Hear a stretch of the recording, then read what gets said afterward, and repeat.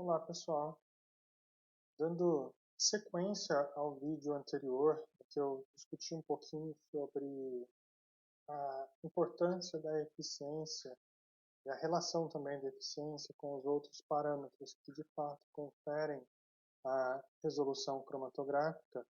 Eu achei bastante interessante aí sim nesse contexto de troubleshooting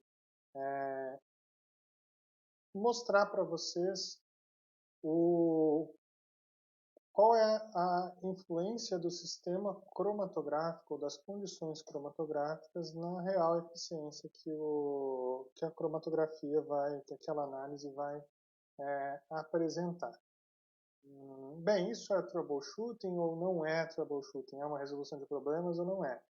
Depende, por si só é uma otimização do sistema. Mas quando a perda de eficiência ela vem pela inadequação do sistema àquela finalidade, eu até considero que isso possa ser considerado sim como uma forma de troubleshooting, sem dúvida nenhuma. Porque é um problema que de fato vai ocorrer e vai prejudicar a melhor eficiência que a coluna vai apresentar. E aí eu, inclusive, vou colocar na descrição do vídeo o link para esse artigo que eu estou mostrando aí na tela, como obter maior eficiência com partículas superficialmente porosas em HPLC.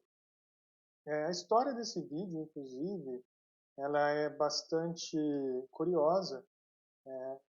Desculpa, a história desse artigo, não desse vídeo. Estou fazendo um vídeo mencionando aspectos relacionados a esse artigo, mas a história desse artigo, ela, de certa forma, é curiosa, porque eu tive uma motivação bem específica para escrevê-lo.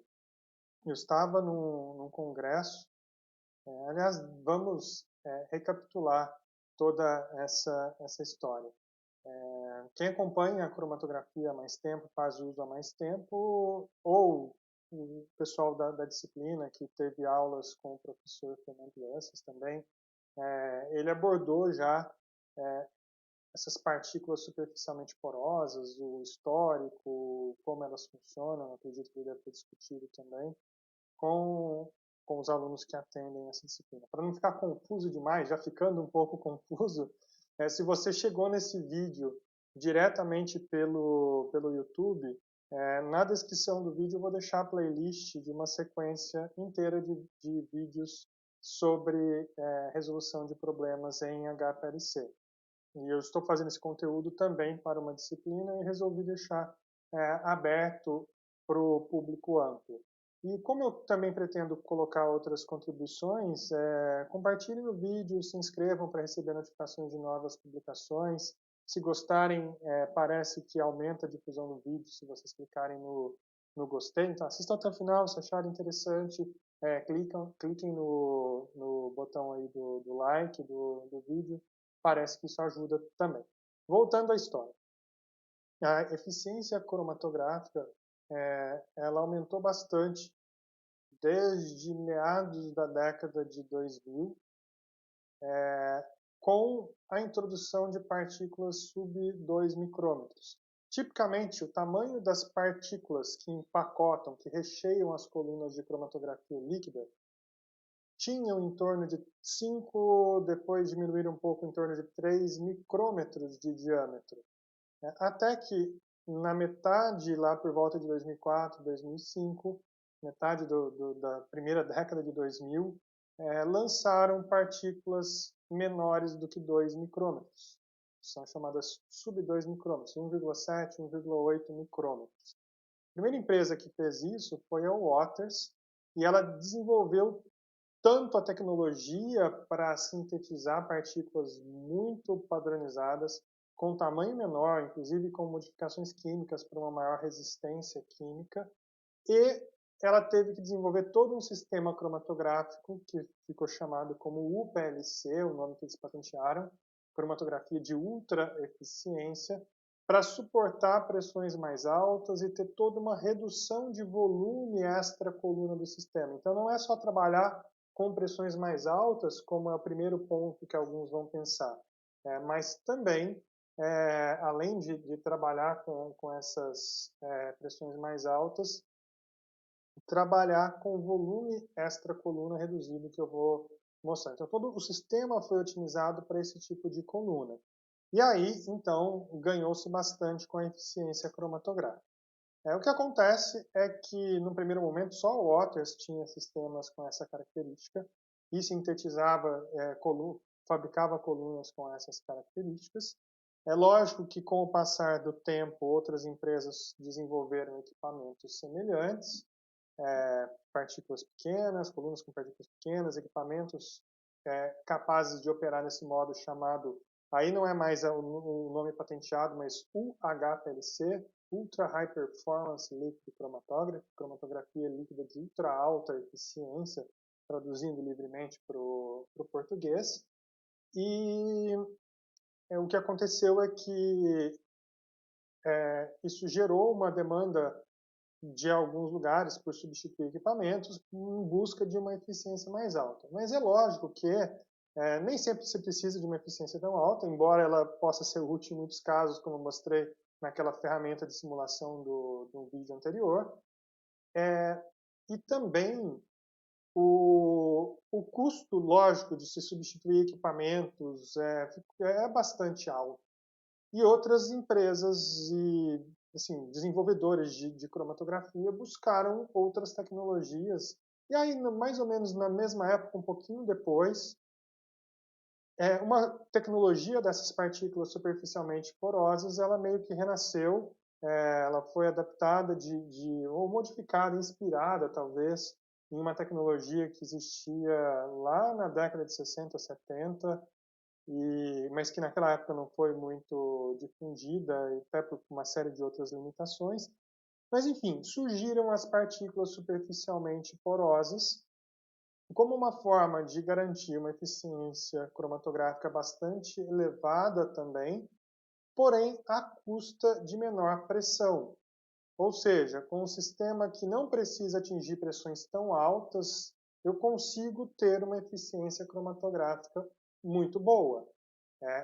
E, de fato, essa tecnologia ela foi muito avançada, várias empresas desenvolveram colunas desse tipo, tanto é que a própria empresa Waters, que desenvolveu o PLC e partículas sub 2 micrômetros, hoje em dia ela também tem no portfólio, no seu hall de produtos, colunas com partículas superficialmente porosas, porque elas são realmente muito boas para uma série de aplicações, permitem eficiências muito altas. Inclusive, pode-se se associar partículas sub 2 micrômetros do tipo superficialmente porosa e aí conseguir uma eficiência extremamente alta. Lógico que nesse caso dependendo de pressões mais altas. Ok, mas vamos pegar o fio da meada e colocar o ponto que me motivou para esse artigo. Eu fui no congresso e aí algumas apresentações de empresas ou pessoas vinculadas à empresa estavam, lógico, fazendo divulgação dos produtos, mas também com intuito comercial. E o discurso era de que eu não precisava de um UPLC, eu não precisaria no meu laboratório de um UPLC, porque com colunas superficialmente porosas, bastaria eu comprar essas colunas, colocar no meu equipamento já existente no laboratório e que eu chegaria numa eficiência praticamente igual àquelas do UPLC, uma diferença quase que imperceptível. E, de fato, um sistema extremamente otimizado, as eficiências chegam muito próximas, sim. Mas tem um pulo do gato, tem um pequeno detalhe que essas pessoas que estavam divulgando as colunas, querendo vender as colunas para os usuários de sistemas antigos, de sistemas tradicionais, eles não contavam esse detalhe. Para essas colunas apresentarem o máximo de eficiência, ou toda a eficiência para as quais elas foram projetadas, o sistema cromatográfico, o equipamento, ele tem que ser otimizado para entregar o máximo de eficiência, ou seja, o mínimo de volume extra-coluna que essa alta eficiência exige. Então, o que acontece? Se eu pego um equipamento excelente, todo configurado, otimizado, e coloco essas colunas, a eficiência vai ser muito alta. Porém, poderia acontecer de eu pegar um equipamento antigo, tradicional do meu laboratório, comprar a coluna achando que eu estou comprando uma coluna que vai empatar, quase empatar de eficiência com uma coluna de UPLC, e me decepcionar porque o meu sistema não está otimizado para extrair ao máximo daquelas colunas. E aí eu levantei informações que eu já tinha e escrevi esse trabalho, esse artigo destacando esses pontos. Não contente, no próximo vídeo eu vou destacar um outro trabalho, que aí eu fui para o laboratório fazendo comparação entre colunas e mostrei na prática um pouco dessas limitações e otimizações que nós poderíamos fazer com um equipamento bem tradicional e antigo de cromatografia, o tanto que a gente poderia melhorá-lo para torná-lo próximo de um equipamento otimizado. Isso fica como spoiler ou como chamativo para o próximo vídeo que vai constar aqui na playlist. Ok. Então, esse artigo trata desse assunto. Eu vou deixar o link para ele na playlist, quem quiser ler com atenção.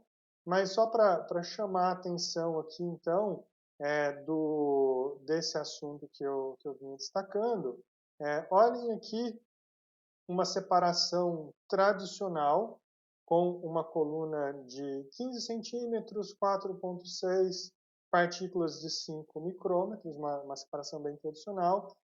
Como ela pode ser melhorada quando se utiliza uma coluna com partículas superficialmente porosas. Então, simplesmente fazendo uma tradução do método e encurtando a coluna de 15 para 10 centímetros, e aqui, ainda assim, mantendo a resolução, fazer uma análise, deixa eu ver se está calculada a resolução, 12,6, 14,9, um prejuízo muito pequeno da resolução, mas com uma coluna bem mais curta, com uma velocidade bem mais alta, a eficiência praticamente mantida, mas num tempo de análise muito mais curto. Então, tem várias formas de se trabalhar com essas colunas, aumentar a eficiência sem diminuir tanto tempo, ou manter mais ou menos a resolução e eficiência, mas diminuir bastante o tempo de análise, inclusive com picos mais estreitos e mais altos, o que pode aumentar a sensibilidade.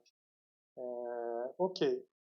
E aí, a gente pode fazer um comparativo entre as colunas. Aqui são duas colunas de tecnologia moderna, uma coluna sub 2 micrômetros, totalmente porosa, e aqui uma coluna de 2,7, sub 3 micrômetros, com essa tecnologia superficialmente porosa.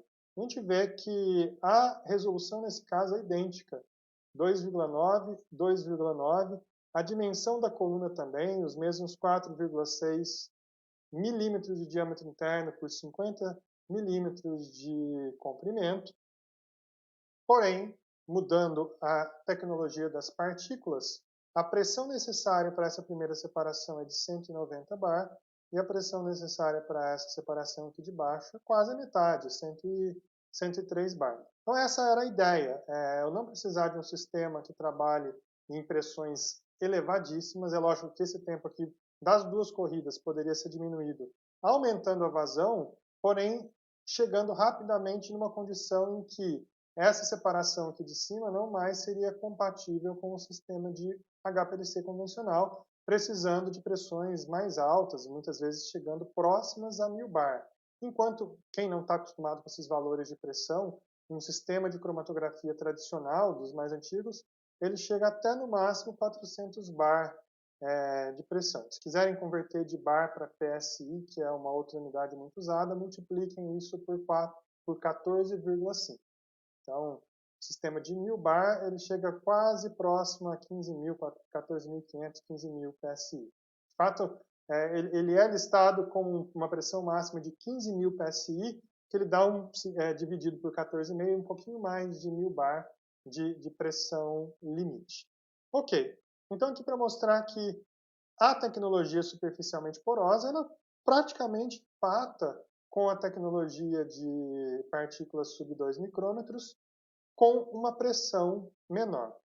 Um gráfico mais detalhado sobre a comparação, aqui comparando também colunas monolíticas, colunas com partículas de 3 micrômetros. Num gráfico de Van Dinter, eu eu acho que 1 ou 2 vídeos atrás, na playlist, eu discuti a equação de Van Dinter para vocês. Então, aqui a altura do prato e a velocidade linear. Quanto mais baixo esse gráfico, maior a eficiência da coluna. E vocês percebem que uma coluna com partícula de 1,7 e de 2,7 na tecnologia superficialmente porosa, que alguns chamam, algumas empresas ou alguns autores chamam de fused core. Fused core porque elas têm, quando a gente fala uma partícula superficialmente porosa, ela tem um núcleo fundido, um núcleo não poroso, não permeável, e uma casca, uma capa ao redor dela, que é porosa e acessível para a difusão das moléculas do analito e da fase móvel no processo de separação. Enquanto que essa de 1,7 é uma partícula totalmente permeável, totalmente porosa. Ok. E aí, entrando na ideia do que precisa ser olhado em um sistema cromatográfico, para saber se ele está adequado a extrair, a oferecer o máximo de eficiência. Então, eu também, num vídeo atrás dessa série, eu falei que os efeitos extra-coluna são importantes. Então, inclusive, apresentei essa equação para vocês, falando que a variância total, que está relacionada com a eficiência do pico cromatográfico que aparece ali no cromatógrafo, ela depende tanto da eficiência ou do alargamento da banda intrínseco à coluna, que é a eficiência intrínseca da coluna, quanto aos aspectos extra-coluna. E os aspectos extra-coluna dependem de uma série de fatores, como injetor. Então vejam aqui toda a parte em vermelho, injetor, a tubulação, as conexões, tanto na entrada quanto na saída da coluna. E as próprias condições do detector aqui, a célula de detecção e condições, inclusive eletrônicas e tratamento matemático do software no cromatograma, influenciam além em adição ao alargamento que ocorre na coluna, que está representado aqui em laranja. Sem contar que o sistema, como um todo, se for um sistema de UPLC, ele tem que estar dimensionado com uma bomba que suporte pressões mais altas. Mas um sistema tradicional, ele pode operar com uma coluna superficialmente porosa, com uma bomba, digamos, que chega até 400 bar. Mas se o injetor, as conexões e o próprio detector não estiverem ajustados para a eficiência daquela coluna, a eficiência da coluna é alta, mas, ou seja, o alargamento causado pela coluna é pequeno, esse sigma quadrado aqui é a variância, e se a gente lembrar lá da estatística, quando a gente faz uma propagação de erro, uma propagação do alargamento de uma dispersão populacional em uma análise estatística de uma curva de Gauss, é o somatório dessas variâncias que dá a variância total. Então, o alargamento total do pico depende da contribuição do alargamento, ou seja, da variância do pico na coluna e extra-coluna. E os alargamentos extra-coluna dependem de todos esses fatores. Então, a variância, a contribuição para a variância total, ela vem de cada um desses pontos. Então, um volume grande de injeção contribui para a variância, ou seja, para o alargamento do pico. Um volume de detecção muito grande, a célula de detecção com um volume muito grande também contribui.